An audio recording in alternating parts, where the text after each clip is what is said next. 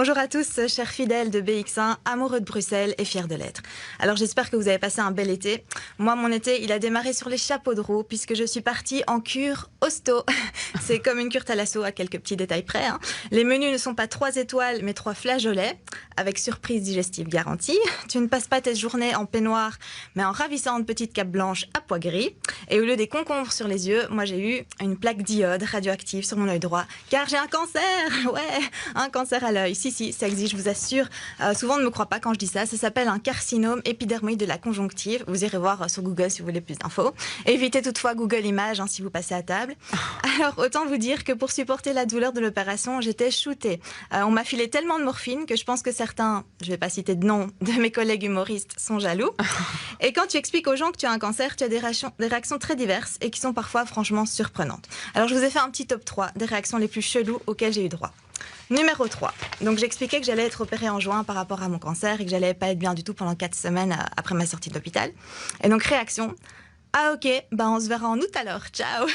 What? Non.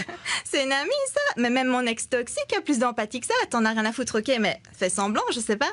Numéro 2. T'as essayé le citron? Non. Quoi, le citron? Non.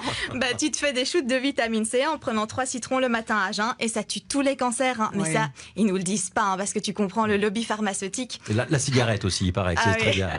J'ai déjà entendu ça. Qu'est-ce que vous voulez que je réponde à ça, franchement? Rien. Non, désolé, je préfère faire confiance aux médecins spécialistes qui ont fait 10 ans d'études plutôt qu'aux allumés complotistes citronneux d'Internet. Numéro 1. Oui, de toute façon, de nos jours, tout le monde finit par avoir un cancer. Ah oui. Alors j'aime beaucoup cette théorie. Il y a toujours pire ailleurs. De quoi tu te plains? Et la guerre en Ukraine, et la famine, et la séparation des 3 cafés gourmands. Ça, c'est pire. Et le numéro complémentaire, ma belle-mère, qui m'a expliqué que son fils doit faire bien attention à aller chez l'ophtalmologue chaque année parce que, je cite, lui est très myope et risque des complications graves, comme un décollement de la rétine. Oui. Ça s'appelle de l'empathie. Oui, c'est vrai. Oui, franchement, après tout, moi, je n'ai qu'un cancer. Oui. Mais maintenant, je vous rassure, ça va mieux. Je suis tranquille pour quelques années, j'espère. Et je ne sais pas si vous avez vu qu'aux États-Unis, il y a une étudiante de 19 ans qui s'est fait passer pour atteinte d'un cancer en vue d'attirer la sympathie et la pitié des gens. Et ce n'était absolument pas vrai. Une totale escroquerie. Elle avait réussi à collecter 37 000 €. Alors moi, personnellement, je comprends pas ça.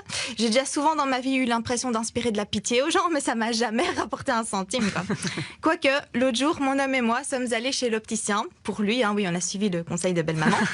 Et le mec, l'opticien, nous a jugés à notre dégaine, je pense. Il nous a conseillé de garder son ancienne monture. Le mec est quand même payé pour vendre des lunettes, quoi. Bon, soit, mon homme aimait bien le style de son ancienne monture. Apparemment, ce style ne se fait plus. Du coup, pour être sûr de rester bien démodé, on se range à son avis qui nous économise déjà la monture. Maintenant, les verres. Je rappelle que mon homme est très myope. Il faut amincir les verres, sinon c'est des loupes. Et tu peux amincir jusqu'à 3 fois. Et le gars, l'opticien, le commerçant qui est censé nous pousser à choisir le top du top, nous dit amincir dans votre cas, oui, c'est sûr. Mais une fois seulement, honnêtement, 2 fois, 3 fois, vous verrez pas la différence. Gardez votre argent. Alors je pense que là, on devait faire pitié, mais à un point, au point que j'étais vexée, quoi. Tombé le mec... sur un commerçant honnête. Oui, mais le mec nous a pris pour des suculaires, c'est pas possible, quoi. Donc je dirais pour conclure, soyez empathiques. Maintenant, faites pas trop quand même.